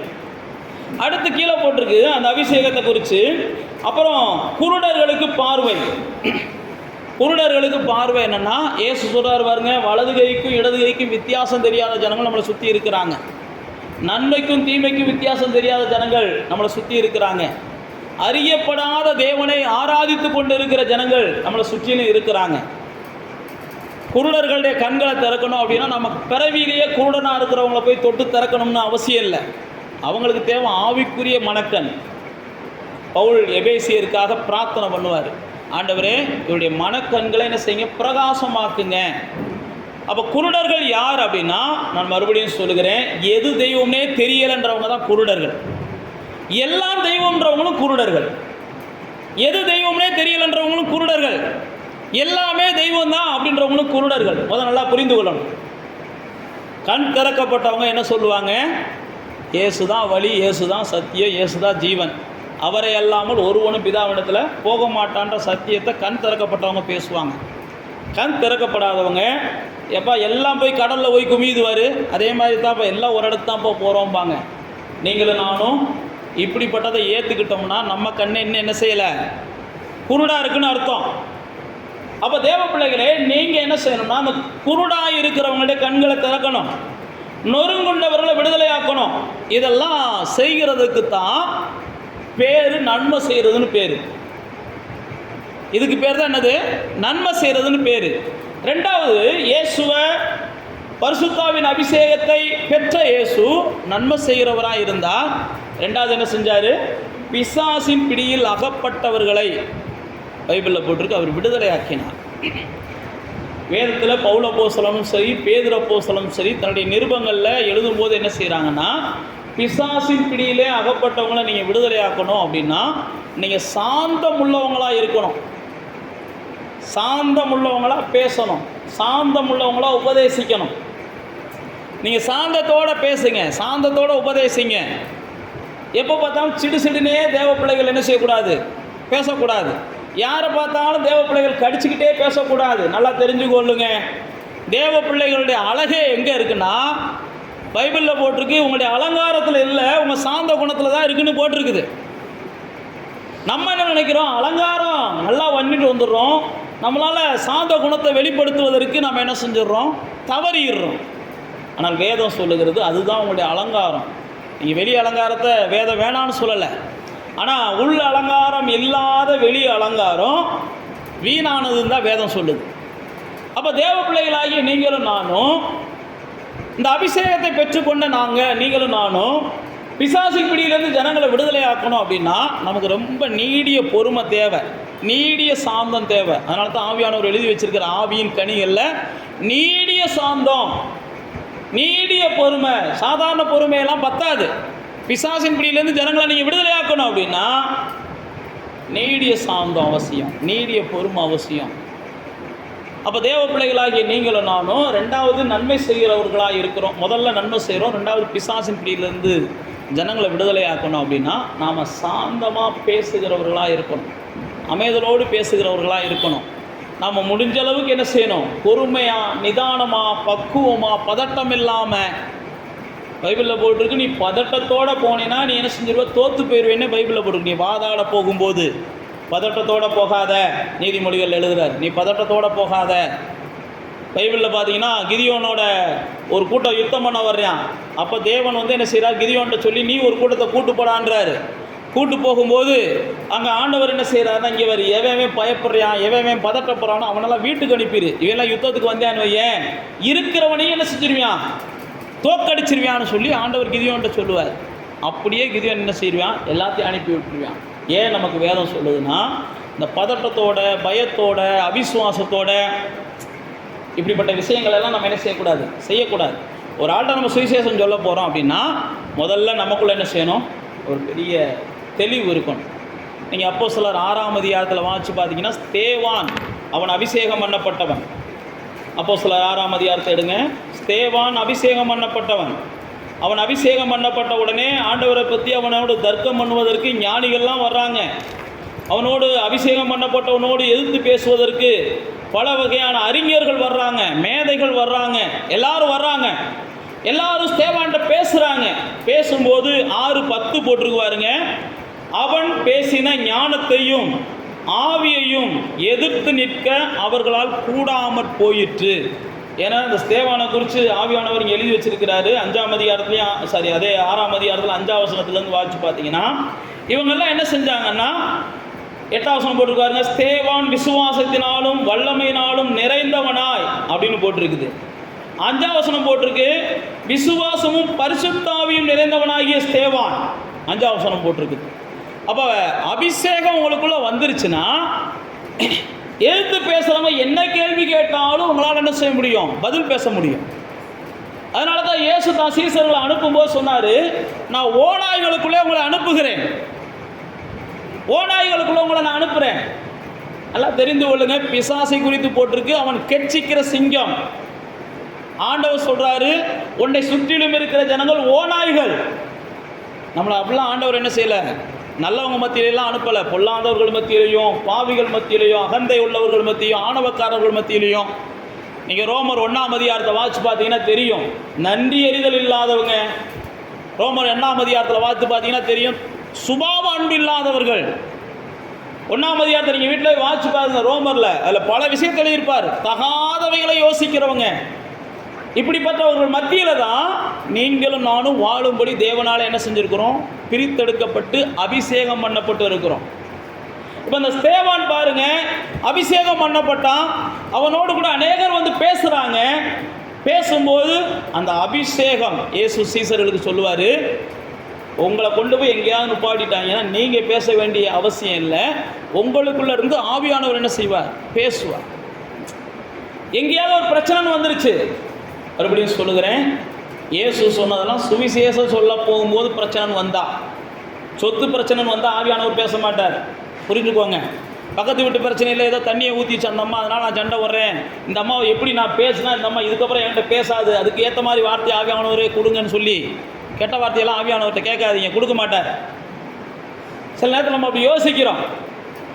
நல்லா தெரிஞ்சு கொள்ளுங்க, சுவிசேஷம் சொல்ல போகும்போது, ஜனங்களுக்கு நன்மை செய்ய போகும்போது, மற்றவங்களுக்கு ஆறுதலை சொல்ல போகும்போது, குருடர்களை நீங்கள் பார்வையடை செய்கிறவர்களாய் மாற்ற போகும்போது, அப்போ தான் ஆவியானவர் உங்க கூட இருந்து பேசுவார். நீங்கள் ஒரு சில நேரத்தில் நம்ம தவறாய் வேதவசனங்களை புரிந்து கொண்டு எல்லாத்துக்கும் ஆவியானவர் பேசுவார் நம்பி போய் கடைசியில் என்ன செஞ்சிடறோம்? ஏமாந்துட்டு வந்துடுறோம். ஆவியானவர் நீங்கள் தெய்வீக காரியங்களுக்காக எடுக்கிற எல்லா முயற்சிக்கும் துணையாக இருக்கிறார். நீங்கள் மாம்சத்தில் எடுக்கிற எந்த ஒரு முயற்சிக்கும் ஆவியானவர் துணையாக இருக்க மாட்டார். பைபிள் அதனால தான் போட்டிருக்கு, ஆவியானவர் மாம்சத்தின் கிரியைகளை அழிக்க வந்தவர், ஆவியானவர் மாம்சத்தை கண்ட்ரோல் பண்ண வந்தவர். கலாத்தியரில் ஆவியின் கனிகளை சொல்லுவதற்கு முன்பாக மாம்சத்தின் கிரியைகளை 5ஆம் அதிகாரத்தில் ஆவியானவர் எழுதி வச்சிருப்பார். மாம்சத்தின் கிரியைகளை அழிப்பதற்காகத்தான் ஆவியின் கனிகள் நமக்கு கொடுக்கப்படுகிறது. அப்போ தேவ பிள்ளைகளாகிய நமக்குள்ள ஒரு புரிதல் வேணும். ஆவியானவர் நமக்குள்ள பேசணும் அப்படின்னா, நம்மளை கொண்டு பேசணும்னா, நாம் ஆண்டவருக்காக எதையாயிலும் செய்ய வேண்டும் என்று விரும்பும் போது தான் ஆவியானவர் நம்மளை வச்சு பேசுகிறாரு. ஆண்டவருக்காக செய்யணும். இந்த குடும்பம் இப்படி இருக்குது, இது ஆண்டவருக்குள்ளே கொண்டு வரணும். இந்த பையன் இப்படி இருக்கிறான், இவனை எப்படியாவது ஆண்டவருக்குள்ளே கொண்டு வரணும். இந்த சூழ்நிலை இப்படி இருக்குது, இவனை எப்படியாவது இப்படி நீங்கள் யோசிக்கும் போது தான் ஆவியானவர் உங்கள்கிட்ட பேசுவார். அப்போ தான் ஆவியானவருடைய அபிஷேகம் உங்களுக்குள்ள இருந்து வேலை செய்யும். நீங்கள் அடுத்தவங்களை காயப்படுத்துவதற்கும் அடுத்தவங்களை மட்டுப்படுத்துவதற்கும் ஆவியானவருடைய துணையை நாடுனீங்கன்னா ஆவியானவர் ஒருபோதும் உங்களுக்கு என்ன செய்ய மாட்டார்? உதவி செய்ய மாட்டார். ஆவியானவர் எல்லாவற்றிற்கும் உதவி செய்கிறவர் அல்ல. ஆவியானவர் எப்பயுமே என்ன செய்கிறாரு? பைபிள் பிரகாரம் பார்த்தீங்கன்னா ரொம்ப ஜெனூனான ஆள், மென்மையான ஆள். அதனால தான் சொல்லியிருக்கு, அவர் சாந்தமில். ஆவின் கனிகளை வாசி பார்த்தீங்கன்னா தெரியும். ஆவின் கனிகளை வாசிங்க. கலாத்தியர் 5ஆம் அதிகாரத்தில் 22ஆம் வசனத்தை வாசிங்க. ஆவியானவரை பற்றிய ஒரு எளிய புரிதல் அதுதான். ஆவியின் கனி அன்பு, சந்தோஷம், சமாதானம், நீடிய பொறுமை, தயவு, நற்குணம், விசுவாசம், சாந்தம், இச்சை அடக்கம். இப்படிப்பட்டவைகளுக்கு விரோதமான பிரமாணம் ஒன்றுமே இல்லை. 24ஆம் வசனம் போட்டிருக்கு, கிறிஸ்துவனுடையவர்கள் தங்கள் மாம்சத்தையும் அதன் ஆசை இச்சைகளையும் சிலுவையிலே அறைந்திருக்கிறார்கள். நாம் ஆவியினாலே பிழைத்திருந்தால் ஆவிக்கேற்றபடி நடக்கவும் கடவோம். வீண் புகழ்ச்சியை விரும்பாமலும் ஒருவரை ஒருவர் கோபம் ஊட்டாமலும் ஒருவர் மேல் ஒருவர் பொறாமை கொள்ளாமலும் இருக்க கடவோம். இதெல்லாம் ஆவியானவரை குறித்து நீங்கள் போட்டிருக்குது. நீங்கள் இந்த 5ஆம் அதிகாரத்தை வீட்டில் போய் வாட்சி பார்த்தீங்கன்னா தெரியும். நீங்கள் ஒருவரை ஒருவர் கடிந்து பட்சிப்பீர்களானால், அதில் 15ஆம் வசனம் போட்டிருக்கு பாருங்க. நீங்கள் ஒருவரை ஒருவர் எப்போ பார்த்தாலும் கடிச்சிக்கிட்டே இருந்தீங்கன்னா அழிஞ்சு போவீங்கன்னு போட்டிருக்கு. நல்லா தெரிஞ்சு கொள்ளுங்க. குடும்பத்தில் எப்போ பார்த்தாலும் பிள்ளைகளோட சுடுசுடுன்னு விழுந்தீங்கன்னா பிள்ளைகள் அழிஞ்சு போயிடுவாங்க, எதிர்காலம்லாம் போயிடுவாங்க. கணவனோட எப்போ பார்த்தாலும், மனைவியோட எப்போ பார்த்தாலும் சிடுனே இருக்கக்கூடாது. தொழிலில் இருக்கிறோம், நம்ம எப்போ பார்த்தாலும் சிடுனே இருக்கக்கூடாது. தேவ பிள்ளைகள் அப்படி இருந்தீங்க அப்படின்னா நீங்கள் கண்டிப்பாக தாழ்ந்து போயிடுவீங்க. கண்டிப்பாக உங்களுடைய வாழ்க்கையில் இருக்கிற ஆசீர்வாதம் குறைந்து போகும். ஆவிக்குரிய சாந்தத்தை வெளிப்படுத்தணும், அதுதான் போட்டிருக்கு. ஒருவரையொருவர் அழிந்து கொள்ளுங்கள், அழிவீர்கள், அந்த 15 வசனம். அப்படி ஒருவரொருவர் அழிக்கப்படாதபடிக்கு நீங்கள் என்ன செய்யுங்க, எச்சரிக்கையாக இருங்க. ஆவிக்கேற்றபடி நடந்து கொண்டால் அப்பொழுது மாம்சத்தின் இச்சைகளை நிறைவேற்றாமல் இருப்பீங்க. 16 17 போட்டிருக்கு, மாம்சம் ஆவிக்கு விரோதமாகவும் ஆவி மாம்சத்துக்கு விரோதமாகவும் இச்சிக்கிறது. நீங்கள் செய்ய வேண்டியதை என்னவென்று இருக்கிறவைகளை செய்யாதபடிக்கு இவைகள் ஒன்றுக்கு ஒன்று விரோதமாக இருக்குது. புரியுதா உங்களுக்கு? கீழே பார்த்தீங்கன்னா மாம்சத்தின் கிரியைகள்னு போட்டிருக்கோம். மாம்சமும் ஆவியும் ஒன்றுக்கு ஒன்று விரோதமாக இருக்கும். இந்த உலகத்தாருடைய நினைவுகளும் நம்முடைய நினைவுகளும் ஒன்றுக்கு ஒன்று விரோதமாக இருக்கும். உலகத்தாருடைய ஆலோசனைகளும் நம்முடைய ஆலோசனைகளும் ஒன்றுக்கு ஒன்று விரோதமாக இருக்கும். ஏன்னா நாம் ஆவியின்படி நடக்கிறவங்க, அவங்க மாம்சத்தில் காண்கிறத யோசிக்கிறவங்க. அப்போ நமக்குள்ள ஆவியானவருடைய அபிஷேகம் இருந்தால் தான் ஆவியானவருடைய அபிஷேகம் இருக்கும்போது தான் நம்முடைய பாதையில் நம்ம என்ன செய்ய முடியும், சரியாக போக முடியும். யாராவது எதிர்த்து பேசினா கூட அவர்களுக்கு என்ன செய்ய முடியும், பதில் பேச முடியும். நீங்கள் பார்த்தீங்கன்னா இயேசு வாழ்ந்த நாட்களில் இயேசுவோடு எத்தனையோ பேர் எதிர்த்து பேசினாங்க. இயேசுவோடு எதிர்த்து பேசின யாரும் வெட்கப்பட்டு போகாமல் அந்த இடத்த விட்டு கடந்து போகலை. நீங்கள் மத்தேயு மார்க்கு சுவிசேஷங்களை வாட்சி பார்த்தீங்கன்னா தெரியும். இயேசுட்ட விதண்டவாதம் பேசுகிறவங்கலாம் வெட்கப்பட்டு தான் போனாங்க. இயேசுட்ட வெயிம்பு பேசுகிறவங்க வெட்கப்பட்டு தான் போனாங்க. இயேசுட்ட வசனத்தை பேசுகிறவங்க கூட வெட்கப்பட்டு தான் போனான். நீ வாட்சி பார்த்தீங்கன்னா தெரியும். ஏன் நான் உங்களுக்கு சொல்லுகிறேன் அப்படின்னா, நீங்கள் ஆவியின் அபிஷேகத்தை பெற்றுக்கொண்டீங்க, அபிஷேகம் உங்கள் மேலே இருக்குது, ஆவியானவருக்கு ஒரு முக்கியத்துவம் கொடுக்குறீங்க. ஆவியானவர் வந்தால் இதெல்லாம் நம்ம செய்ய முடியும் அப்படின்னு நீங்கள் விரும்புகிறீங்க. ஆவியானவர் எனக்கு கிடைச்சாருன்னா நான் இதை கொண்டு என்ன செய்வேன், இவங்களெல்லாம் விடுதலை ஆக்குவேன், இவங்களுக்கு வெளிச்சம் கொடுப்பேன், இவங்களுக்கு ஆறுதல் கொடுப்பேன் அப்படின்னு நீங்கள் விரும்புகிறீங்கன்னா ஆவியானவர் உங்களுக்கு தேவனாலே கொடுக்கப்படுகிறார். நான் சொன்ன பாருங்கள், ஆவியானவருடைய அபிஷேகத்தை பெற்றுக்கொள்வதற்கு பழைய ஏற்பாட்டில் சில விதிகள் இருந்துச்சு. புதிய ஏற்பாட்டை பொறுத்தளவுக்கு ஒரே ஒரு விதி தான். நீங்கள் மனம் திரும்பி பாவ மன்னிப்புக்கென்று என்ன செய்யணும், ஞான ஸ்நானம் எடுத்தால் தான் பரிசுத்தாவின் அபிஷேகம். ஆனால் கொர்நேலியு வீட்டில் என்ன நடந்துச்சு அப்படின்னா, இவங்க வசனத்தை கேட்டுக்கொண்டு இருக்கும்போதே பரிசுத்தாவியானவர் ஊற்றப்பட்டார். அதுக்கப்புறம் அவங்க ஞான ஸ்நானம் எடுத்தாங்க. பரிசுத்தாவியான வசனத்தை கேட்டுக்கொண்டு இருக்கும்போதே ஊற்றப்பட்டார். அதுக்கப்புறம் அவங்க ஞானஸ்நானம் எடுத்தாங்க. பைபிளில் போட்டிருக்கு. அப்படி தான் கந்தாகே மந்திரி, அவர் ஒரு பெரிய மந்திரி, ஒரு பெரிய தேசத்தில் மந்திரியாக இருக்கார். எத்தியோப்பிய தேசத்து மந்திரி அவர் பார்த்தீங்கன்னா வசனத்தை படிக்க விரும்புகிறார். படிக்க விரும்பினோடனே ஆவியானவர் என்ன செய்கிறாரு, அவனோடு பேச விரும்புகிறார். ஆவியானவர் நினச்சா நேரடியாக பேசலாம்.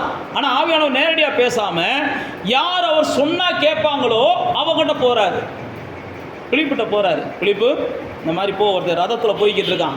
அப்போஸ்தலர் 8ஆம் அதிகாரத்தில் ஒருத்தர் ரதத்தில் போய்கிட்டு இருக்கான், அவன்கிட்ட போய் பேசுன்றாரு. ஆவியானவர் சொன்ன உடனே பிலிப்பு என்ன செய்கிறாரு, வேகமாக போகிறாரு.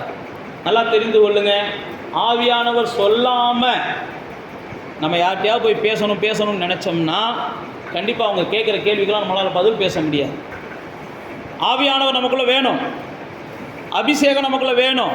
அவங்க எந்த கேள்வி கேட்டாலும் எடக்கு முடக்க கேட்டாலும் சரி, அல்லது நம்மளை குத்தி காமிக்கும்படி பல கேள்விகளை கேட்டாலும் சரி, அல்லது கடந்த காலத்து வாழ்க்கைகளை, நம்முடைய வாழ்க்கைகளை சுட்டி காட்டி நம்மளை மடக்க நினச்சாலும் சரி, நீங்கள் நல்லா தெரிஞ்சு கொள்ளுங்க, ஆவியானவர் உங்களுக்குள்ளே இருந்தாங்கன்னா அவங்களுக்கு சரியான பதிலை நீங்கள் என்ன செய்வீங்க, கொடுப்பீங்க.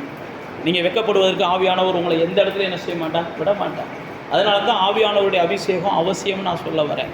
ஆவியானவருடைய அபிஷேகம் அவசியம். ஆவியானவருடைய அபிஷேகம் இருந்ததுனால தான் கந்தாகே மந்திரிட்டே இவன் போன உடனே அந்த மந்திரி அவனை ஏற்றுக்கொள்ளுகிறான். ஆவியானவருடைய அபிஷேகம் இருந்ததுனால தான் அப்படியே கந்தாகை மந்திரிட்டே இவன் போய் என்ன செய்கிறான், பேசுகிறான். எப்பா நீ படித்து கொண்டிருக்கியே, அதனுடைய விளக்கம் உனக்கு தெரியுமான்னு கேட்குறான். உடனே அவன் என்ன செய்கிறான், யாராவது விளக்கி சொல்லாமல் எனக்கு இப்படியா புரியும்ன்றான். உனக்கு விளக்கம் சொல்கிறதுக்கு தான் நான் வந்திருக்கிறேன் அப்படின்னு சொல்லி பைபிளில் இருக்கிற விளக்கத்தை சொல்கிறான். ஆவியானவர் சொல்லாமல் போனால் நீ படிச்சுக்கிட்டு இருக்கிற விளக்கம் உனக்கு தெரியுமானா, நல்லா தெரியுமேப்பா, எனக்கு தெரியாத பைபிளாம் பாங்க, எனக்கு தெரியாத வசனமாக பாங்க. அதுக்கப்புறம் நானும் நீங்கள் என்ன செய்யணும், ஏண்டா போனோம் அப்படின்னு சொல்லிட்டு ஓடி வரணும்.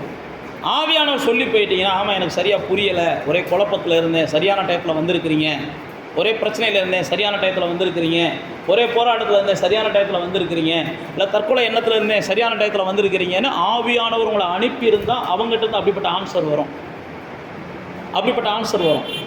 பார்த்தீங்களா, நான் தான் சொன்ன பாருங்க, பேதுருவை ஆவியானவரை போய் சந்திக்கிறார், கொர்நேலியுவை போய் ஆவியானவர் சந்திக்கிறார், நாம் சொன்னபடியே பிலிப்புவை போய் ஆவியானவர் சந்திக்கிறார், ஸ்தேவானை ஆவியானவர் சந்திக்கிறார். யாரெல்லாம் ஆவியானவருக்குள்ளே வாழ்கிறார்களோ அவர்களெல்லாம் ஒருவராலும் ஜெயிக்க முடியாதவங்களாக மாறிடுறாங்க, ஒருவராலும் அசைக்க முடியாதவங்களாக மாறிடுறாங்க, ஒருவராலும் தோற்கடிக்கப்பட முடியாதவங்களாக மாறிடுறாங்க. அப்போ ஆவியானவருடைய அபிஷேகம்தான் இந்த பூமியில் நம்மளை என்ன செய்து தலை நிமிர்ந்து வாழ வைக்குது. ஆவியானவருடைய அபிஷேகம்தான் நம்மளை நம்முடைய தலையை உயர வைக்குது. அப்போ ஆவியானவருடைய அபிஷேகம் நமக்கு எல்லாத்துக்குமே ரொம்ப அவசியம், ரொம்ப ரொம்ப அவசியம். நாம் வாழுகிற காலம் அவ்வளோ கொடிய காலம். நம்மளால் நிதானிக்க முடியாத அளவுக்கு இன்றைக்கி மனுஷன் என்ன செய்கிறான், பல உபாய தந்திரங்களை கண்டுபிடிச்சிக்கிட்டான். நம்மளாலே யாரையும் நிதானிக்க முடியாது. நீங்கள் இன்றைக்கி என்னையும் நிதானிக்க முடியாது, இங்கே உட்காந்துருக்க உங்களை நான் நிதானிக்க முடியாது, யாரையும் நிதானிக்க முடியாது. ஆனால் நிதானிக்கக்கூடிய அளவுக்கு தேவ ஆவியானவருடைய துணை இருந்தால் தான் நல்லவங்க யார் கெட்டவங்க யார் எப்படி பேசுகிறாங்களா தெரிஞ்சு கொள்ளுங்க. நல்லவனை கூட சில நேரத்தில் நம்ம நம்புறதுக்கு 1000 முறை யோசிப்போம் இன்றைக்கி இருக்கிற உலகத்தில். ஆனால் கெட்டவனை 5 நிமிஷத்தில் நம்ம என்ன செஞ்சிடுவோம், நம்பி மோசம் போயிடுவோம். இன்றைக்கி உலகத்தில் யார் பாருங்க, ஏன்னா அவன் தான் நல்லவனை காட்டிலும் என்ன செய்கிறான், நயவஞ்சமாக பேசுகிறான். நல்லவனை காட்டிலும் நயவஞ்சமாக பேசுகிறான், கொஞ்சம் கூட சந்தேகமே உங்களுக்கு வராத அளவுக்கு பேசுகிறான். ஆனால் கடைசியில் மோசம் போயிடுவீங்க. பைபிள் அதனால தான் போட்டிருக்கு, நீங்கள் ஆவியானவர் துணை இருந்தால் தான் நீங்கள் என்ன செய்ய முடியும். இவன் என்ன நோக்கத்துக்காக பேசுகிறான், இயேசு பைபிளில் போட்டிருக்கு, இவங்க இனத்துக்காக இந்த கேள்வி என்கிட்ட கேட்குறாங்க அப்படின்னு மேற்கொண்டு இயேசு அறிஞ்சிருந்தார். இவங்க எதுக்காக இந்த இடத்துக்கு வந்திருக்கிறாங்க அப்படின்றத மேற்கொண்டு இயேசு அறிஞ்சிருந்தார். அதுக்கு ஒரே ஒரு காரணம், பைபிள் அப்போஸ்தலர் 10:38 போட்டிருக்கு பாருங்க, அவர் பரிசுத்தாவினாலே நிறைந்திருந்தார், பரிசுத்தாவினாலே அபிஷேகம் பண்ணப்பட்டிருந்தார். இப்போ பாருங்கள், பரிசுத்தாவினுடைய அவசியத்தை நான் உங்களுக்கு சொல்லிட்டேன். இப்போ பரிசுத்தாவியானவரை பெற்றுக்கொள்வதற்கு ஒரு சில வழிகளை நான் உங்களுக்கு முதல்ல சொன்னது தான். முதல் வாய்ப்பு, நீங்கள் எல்லோரும் என்ன செய்யணும், அக்கிரமத்தை வெறுக்கணும். வாசிங்க எபிரேயர் 1:9 வாசிங்க. எபிரேயர் புஸ்தகம் 1ஆம் அதிகாரம் 9ஆம் வசனம். புதிய ஏற்பாட்டில் இருக்குது.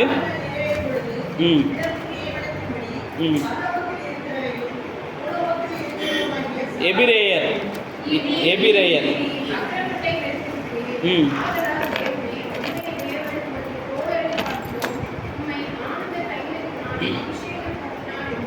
பாருங்க, உங்களுக்கு அபிஷேகம் வேணும் அப்படின்னா முதல் நான் ஏற்கனவே சொல்லிட்டேன், நீங்கள் பாவ மன்னிப்பு அடைஞ்சு அல்லது மனம் திரும்பி பாவ மன்னிப்பை பெற்றுக்கொண்டு இயேசு என்ன செய்யணும், விசுவாசி ஞானஸ்நானம் எடுக்கணும். இதுதான் முதல் படி. அடுத்து அக்கிரமத்தை நான் வெறுக்க விரும்புகிறேன் அப்படின்றவங்களுக்கு தான் அக்கிரமத்தை வெறுக்கணும். பைபிளில் போட்டு நீதியை விரும்பணும். அக்கிரமத்தை வெறுக்கிறவங்க நீதியை விரும்பணும். இப்படிப்பட்டவங்களுக்கு தான் அபிஷேகம் தருகிறார். யாருக்கெல்லாம் அக்கிரமத்துக்கு மேலே ஆசை இல்லாமல் போகுதோ, அக்கிரமத்தை நான் முழுவதுமாக விட்டுவிட விரும்புகிறேன், நான் அநியாயமே செய்ய நான் விரும்பலை, பொல்லாப்பே செய்ய நான் விரும்பலை, எனக்கு அப்படிப்பட்ட வாழ்க்கையே வேண்டாம் அப்படின்னு நீங்கள் மனப்பூர்வமாக தீர்மானிச்சிங்கன்னா அந்த இடத்துல உங்களை பலப்படுத்துவதற்கு தான் ஆவியானவருடைய அபிஷேகம் உங்களுக்கு என்ன செய்து கொடுக்கப்படுகிறது. அப்படிப்பட்ட எண்ணம் உங்களுக்குள்ளே வரவே மாட்டேங்குதுன்னா நீங்கள் ஆவியானவருடைய அபிஷேகத்தை விரும்பவே செய்யாதீங்க. இல்லை பாஸ்டர் அப்படிலாம் பாவத்தை வெறுக்கணும், நீதியை நேசிக்கணும் அப்படிலாம் தெரியல, எங்களுக்கு அப்படிப்பட்ட எண்ணமே வரமாட்டேங்குது அப்படின்னா அபிஷேகத்தெல்லாம் விரும்பாதீங்க, அது வேஸ்ட்டு. சும்மா வந்தோமா உட்காந்தோமா அப்படியே உட்காந்துட்டு கொஞ்சம் நேரம் என்ன செஞ்சிடும், பொழுதை போக்கணுமான்னு கூட கொஞ்சம் நாளைக்கு போங்க, என்னைக்காவது ஒரு நாளைக்கு அந்த விருப்பம் வரும். ஆனால் பைபிளில் போட்டிருக்கு அபிஷேகம் வேணும் அப்படின்னா நீங்கள் அக்கிரமத்தை என்ன செய்யணும், வெறுக்கணும். அக்கிரமத்தை வெறுக்கணும், நீதியை விரும்பணும், அப்போ தான் உங்களுக்கு அபிஷேகம் கிடைக்குன்னு போட்டிருக்கு. ரெண்டாவது 5:32 வாசிங்க. அப்போஸ்தலர் 5ஆம் அதிகாரம் 32ஆம் வசனத்தில் வாசிச்சு பார்த்தீங்கன்னா, தேவன் சொல்லுகிற வசனங்களுக்கு நீங்கள் கீழ்ப்படியணும். அபிஷேகம் உங்களுக்கு வேணும் அப்படின்னு நினச்சிங்கன்னா 5:32 போட்டிருக்கு, இந்த சங்கதிகளை குறித்து நாங்கள் அவர்களுக்கு சாட்சிகளாக இருக்கிறோம், தேவன் தமக்கு கீழ்ப்படுகிறவர்களுக்கு தந்தர்லின பரிசுத்த ஆவியும் சாட்சி. அப்படி சொன்னால் கேட்பாங்க. யார் சொன்னா? ஆண்டவர் சொன்னால் கேட்பாங்க அப்படின்றவங்களுக்கு தான் அபிஷேகம் கிடைக்கும். யார் சொன்னாலும் கேட்க மாட்டாங்க, ஆண்டவரே சொன்னாலும் கேட்க மாட்டாங்கன்னா அவங்களுக்குலாம் என்ன செய்யாது, அபிஷேகமே கிடைக்காது. சிலர் அப்படிலாம் இருப்பாங்க, யார் சொன்னாலும் கேட்க மாட்டாங்க, ஆண்டவரே சொன்னாலும் என்ன செய்ய மாட்டாங்க, கேட்க மாட்டாங்க. நல்லா தெரிந்து கொள்ளுங்க, அபிஷேகத்தினுடைய அவசியத்தை நான் உங்களுக்கு சொல்லிட்டேன். அந்த அபிஷேகம் வேணும் அப்படின்னா ஆண்டவர் என்ன சொன்னாலும் நீங்கள் என்ன செய்யணும், கீழ்ப்படியும். ஆண்டவர் என்ன சொன்னாலும் அப்படின்னா நீங்கள் வாட்டுக்கு என்ன செய்யக்கூடாது, உட்காந்து என்ன சொல்கிறீங்க எனக்கு சொல்லுங்கள் ஆண்டவரேன்னெலாம் கேட்கக்கூடாது. முதல் நீங்கள் கொஞ்சம் நேரம் பைபிளை என்ன செய்யணும், படிக்கணும். பைபிளை படிக்கணும். ஆவியானவர் பேசணும் அப்படின்னா அப்போஸ்தலர் 13ஆம் அதிகாரத்தில் போட்டிருக்கு, கூடி ஜெபம் பண்ணும்போது ஆவியானவர் பேசினார்னு போட்டிருக்கு. அப்போஸ்தலர் 13ஆம் அதிகாரத்துக்கு வாங்க. அப்போஸ்தலர் 13ஆம் அதிகாரத்தில் 1ஆம் வசனத்தை வாசிங்க. ம் ம் ம் ம் ம் ம்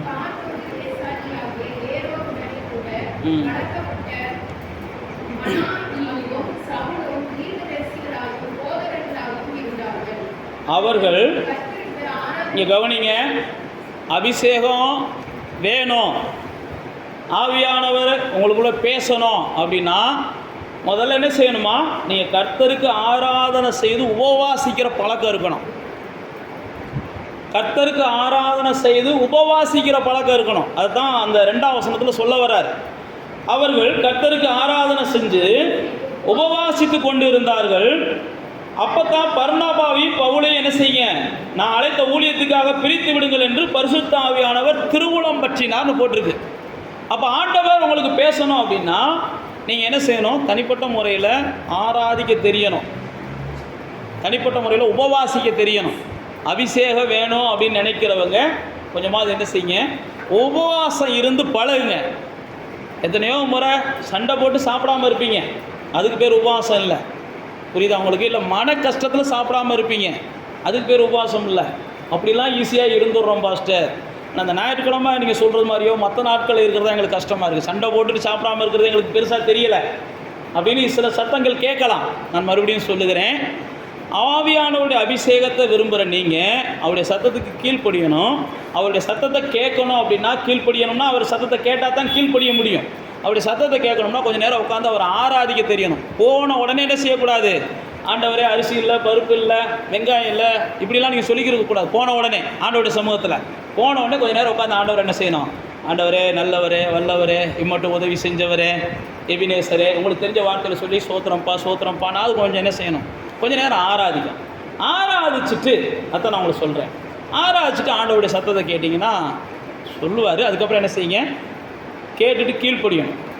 கீழ்ப்படுகிறவர்களுக்கு தான் தேவன் அபிஷேகம் தருகிறார். ஜெபிக்க தெரியணும், ஆராதிக்க தெரியணும். அடுத்து யோவானில் இயேசு சொல்கிறாரு, கொஞ்சமாவது விருப்பம் இருக்கணுன்றார். 7ஆம் அதிகாரத்துக்கு வாங்க. யோவான் 7ஆம் அதிகாரம்.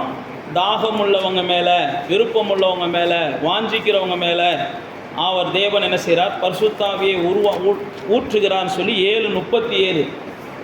பண்டிகையின் கடைசி நாட்களில் இயேசு நின்று சத்தமிட்டு, ஒருவன் தாகமாக இருந்தால் என்ன செய்யுங்க, ஏன்ட்ட வந்து பானம் பண்ணுங்கள் அப்படின்னு சொல்லிட்டு 38ஆம் வசனம் போட்டிருக்கு. விசுவாசிக்கிறவர்கள் எவனோ அவன் உள்ளத்திலிருந்து ஜீவ தண்ணீர் உள்ள நதி ஓடும். விசுவாசிக்கிறவர்கள் பெறப்போகிற பரிசுத்தாவியை குறித்து என்ன செஞ்சார், இப்படி பேசினார். இன்னும் பரிசுத்தாவி அருளப்படவில்லை அப்படின்னு நாங்கள் போட்டிருக்கு. அப்போ பரிசுத்தாவியானவர் வேணும் அப்படின்னா நான் முதல் சொன்னபடி மனம் திரும்புதல் ரொம்ப அவசியம். 2வது அக்கிரமத்தை வெறுக்கணும். 3வது நான் உங்களுக்கு சொன்ன மாதிரி கீழ்ப்படிதல் வேணும். கீழ்ப்படியன்னா அவருடைய சத்தத்தை கேட்கணும். அவருடைய சத்தத்தை கேட்கணும்னா உபவாசிக்கணும், ஆராதிக்கணும். 4வது நான் உங்களுக்கு சொன்னபடி நீங்கள் கொஞ்சமாவது என்ன செய்யணும், அவருடைய ஆவியானவர் எனக்கு வேணும்னு விரும்பணும். அவர் வலுக்கட்டாயமாலாம் உங்களுக்கு தரமாட்டார், வாஞ்சிக்கிறவங்களுடைய வாஞ்சையை நிறைவேற்றுகிறார். அப்போ நீங்களும் நானும் தாகத்தோடு கேட்டோம்னா ஆவியானவருடைய அபிஷேகம் நமக்கு கிடைக்கிறது. 5வது பார்த்தீங்கன்னா 12ஆம் அதிகாரத்தில் போட்டிருக்கு, புதிய வாழ்க்கை வாழ விரும்புகிறவங்களுக்கு. ரோமர் 12ஆம் அதிகாரம் 1ஆம் வசனத்தில் போட்டிருக்கு, புதிய வாழ்க்கை. நான் இது வரைக்கும் வாழ்ந்த வாழ்க்கையெல்லாம் விட்டுட்டு ஒரு புதிய வாழ்க்கை வாழ விரும்புகிறேன் அப்படின்றவங்களுக்கு பரிசுத்த ஆவியானவருடைய அபிஷேகம் கிடைக்குது. லூக்கா 11ஆம் அதிகாரத்தில் போட்டிருக்குது, காத்திருக்கணும் அதை பெற்றுக்கொள்வதற்கு. 11:13 போட்டிருக்குது, எதிர்பார்ப்போடு. லூக்கா 11:13 எதிர்பார்ப்போடு காத்திருக்கிறவங்களுக்கு பரிசுத்த ஆவியானவர் கொடுக்கப்படுகிறார். அப்போ தேவ பிள்ளைகளாகிய நீங்களும் நானும் அபிஷேகத்தை பெற்றுக்கொள்ளணும்னா ஒரு வாஞ்சை இருக்கணும். வாஞ்சை இருந்தால் மட்டும் பத்தாது, அதுக்காக நம்ம என்ன செய்யணும்? காத்திருக்கணும். ஆண்டவர் எனக்கு இன்றைக்கி தரமாட்டாரா, அல்லது இன்றைக்கி தரமாட்டாரா, நாளைக்கு தரமாட்டாரா, அப்படியே ஆவலோடு என்ன செய்யணும்? காத்திருக்கணும். இந்த அதிசயம் நடக்காதா, அந்த அதிசயம் நடக்காதான் நம்ம காத்திருக்கிறோம். இந்த காரியம் மாறாதா, அந்த காரியம் மாறாதான்னு சொல்லி தவிக்கிறோம். ஆனால் எல்லாத்துக்கும் மேலே ஆவியானவர் எனக்கு கொடுக்கப்பட மாட்டாரா, ஆவியானவருடைய அபிஷேகம் என் மேலே வராதா, நானும் ஆவியானவரோடு கூட நடமாட முடியாதா? நான் மறுபடியும் சொல்லுகிறேன், யார் மேலே அபிஷேகம் இருக்குதோ அவங்க மேலே ஆண்டவர் இருக்கிறார். யார் மேலே அபிஷேகம் இருக்குதோ நல்லா தெரிந்து கொள்ளுங்க, அவங்க மேலே ஆண்டவர் இருக்கிறார். அதனால தான் சவுல் மேலே இருந்த அபிஷேகத்துக்காக தாவீது சவுலை என்ன செய்யலையாம்? கொலை செய்யலைன்னு பைபிளில் போட்டிருக்கு. உங்கள் மேலே அபிஷேகம் இருந்துச்சுன்னா நீங்கள் தவறு செஞ்சால் கூட உங்களை கொலை செய்வதற்கு யாருக்கும் ஆண்டவர் என்ன செய்கிறாருன்னா மனதை கொடுக்கலை. இதெல்லாம் சவுல் வாழ்க்கையில் பாருங்க. சவுல் தேவனை விட்டு தூரம் போயிட்டான். ஆனால் அவனுக்கு மேலே அந்த அபிஷேகத்துக்காக தாவீது 2 முறை அவன் மேலே கொல்ல வேண்டியதை கொலை செய்ய மாட்டேன்றான். அது மட்டும் இல்லை, நீங்கள் 2 சாமுவேலில் வாட்சி பார்த்தீங்கன்னா கொலை செய்தவனை தாவீது கொலை செய்கிறான். ஏன்டா அபிஷேகம் பண்ணப்பட்டவனை நீ எப்படியா கொலை செஞ்சேன்ட்டு. ஆனால் அவன் அபிஷேகம் பண்ணப்பட்டவனாக இருந்தாலும் இழந்து போயிட்டான். நல்லா தெரிந்து கொள்ளுங்க, அபிஷேகம் பண்ணப்பட்டவர்களுக்கு அவ்வளவு பெரிய பாக்கியத்தை தேவன் பூமியில் கொடுக்கிறார். ஆவிக்குரிய அபிஷேகம் என்பது நம்ம சிலதை தடுமாறினா கூட தண்டனை வராத அளவுக்கு நம்மளுக்கு என்ன செய்யுது? அது ஒரு பெரிய பாதுகாப்பை கொடுக்குது. அதனால தான் ஆவிக்குரிய அபிஷேகத்தை நீங்கள் எல்லாரும் என்ன செய்யணும்? பெற்றுக்கொள்ளணும். பெற்றுக்கொண்டால் நிச்சயமாக அந்த பூமியில் உங்களுடைய வாழ்க்கை என்ன செய்யும்? வேறு கட்டத்துக்கு போகும், அடுத்த கட்டத்துக்கு போகும். அதனால் தேவ பிள்ளைகளாகி நீங்களும் நானும் ஆவியானவருடைய அபிஷேகத்தை வாஞ்சிக்கணும். ஆவியானவருடைய அபிஷேகம் உங்கள் மேலே இருந்தால் தான் உங்களோடு யுத்தம் பண்ணுகிறவர்கள் அவரோடு யுத்தம் பண்ணுகிறவராக மாறுவாங்க. உங்களை நிந்திக்கிறவங்க அவரை நிந்திக்கிறவராக மாறுவாங்க.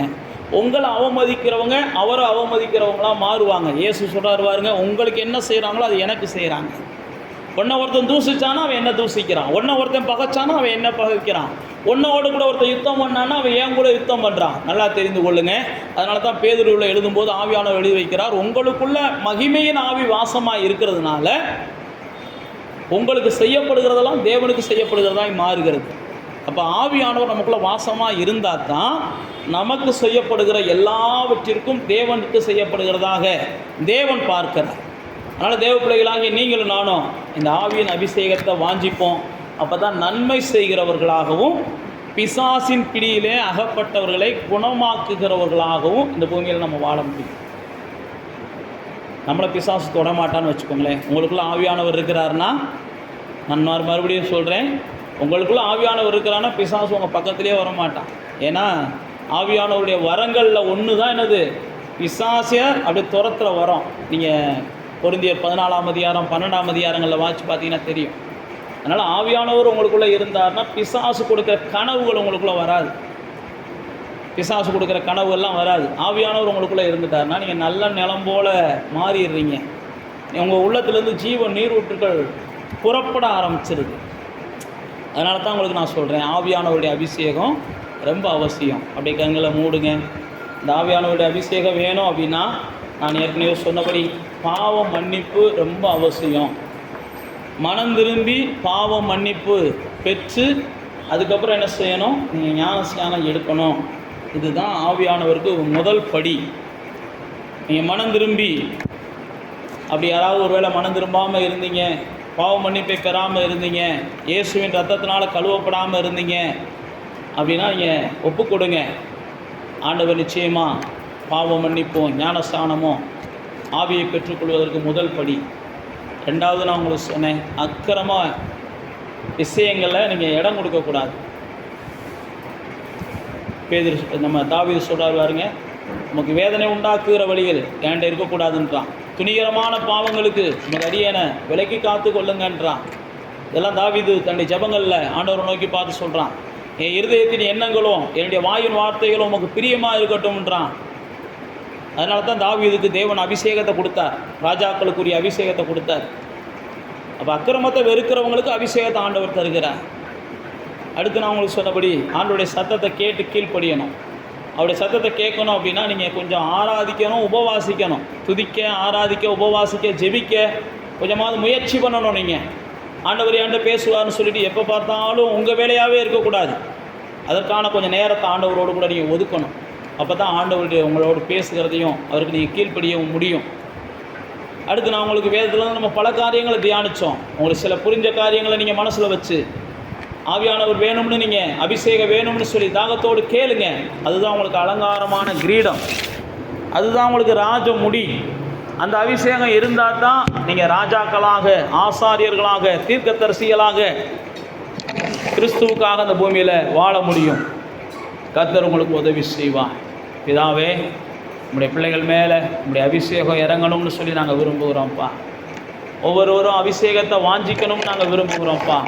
அபிஷேகம் இல்லாமல் ஆண்டவரே, இந்த ஆகாத உலகத்தில், அக்கிரமங்கள் மிகுதியாகி கொண்டு இருக்கிற இந்த உலகத்தில், அன்பு தணிந்து கொண்டு இருக்கிற இந்த உலகத்தில், கொடியவர்கள் பெருகி கொண்டு இருக்கிற இந்த உலகத்தில் பரிசுத்தாவியானவருடைய அபிஷேகம் இல்லாமல் எங்களுடைய ஓட்டம் ஜெயமுள்ளதாக இருக்காது என்பதை நாங்கள் அறிந்திருக்கிறோம்ப்பா. பரிசுத்தாவியானுடைய அபிஷேகம் இல்லாமல் எங்களுடைய ஓட்டம் ஆண்டவரே தடைபடாமல் முழுவதுமாக போகாது என்பதை நாங்கள் அறிந்திருக்கிறோம்ப்பா. பரிசுத்தாவியானுடைய அபிஷேகம் எங்களுக்கு அவசியமாக இருக்குது. ஒவ்வொரு விசுவாசிகளுக்கும் அது அவசியமாக இருக்குது. ஒவ்வொரு தேவ பிள்ளைகளுக்கும் அது அவசியமாக இருக்கிறது. பரிசுத்த ஆவியினாலே ஒவ்வொருவரும் நிரம்பணும். அவருடைய அபிஷேகத்தை ஒவ்வொருவரும் வாஞ்சிக்கணும். கர்த்தர் ஒவ்வொருவருக்கும் நம்முடைய அபிஷேகத்தை தருவீராக என்று நாங்கள் ஆசீர்வதிக்கிறோம்ப்பா. இங்கே கேட்ட இதே வார்த்தைகள் அவர்கள் வீடுகளில் போனாலும் அவங்களோட பேசட்டும். அவங்க தனிமையாக இருக்கும்போது அவர்களோடு பேசட்டும். அவர்கள் ஒவ்வொருவரும் அபிஷேகத்துக்காக வாஞ்சிக்கட்டும், அபிஷேகத்துக்காக காத்திருக்கட்டும். அன்னைக்கு சீசர்களை பார்த்து நீங்கள் சொன்னீங்க, உங்கள் மேலே பரிசுத்தாவின் அபிஷேகம் வர்றது வரைக்கும் காத்திருங்கன்னு சொன்னீங்க. அதே போல் உங்களுடைய பிள்ளைகள் காத்திருக்கட்டும்ப்பா, வாஞ்சிக்கட்டும்ப்பா. ஆனால் ஒருவரும் அபிஷேகத்தை பெற்றுக்கொள்ளாமல் இந்த பூமியில் ஜெயமுள்ள வாழ்க்கை வாழ முடியாதுன்ற ஒரு சத்தியத்தை நாங்கள் அறிந்திருக்கிறோம்ப்பா. அன்றைக்கி மேல் மாடியில் இருந்த 120 பேர் மேலும் அபிஷேகத்தை ஊற்றினீங்கப்பா. இந்த காலை வேளையில் இங்கே கூடியிருக்கிற எல்லார் மேலும் அபிஷேகம் ஊறணும்ப்பா, ஊற்றப்படணும்ப்பா. அன்றைக்கி கொடுநெளி வீட்டில் அபிஷேகத்தை ஊற்றினீங்கப்பா. இந்த நாளிலும் கூட எல்லார் மேலும் அபிஷேகம் ஊற்றப்படணும்ப்பா. பரிசுத்த ஆவியானவர் எல்லாரையும் தொடணும். பரிசுத்த ஆவியானவர் எல்லாரோடு இடைப்படணும். பரிசுத்த ஆவியானவர் எல்லாருடைய இருதயங்கள்லையும் வாசமாக இருக்கணும்னு நாங்கள்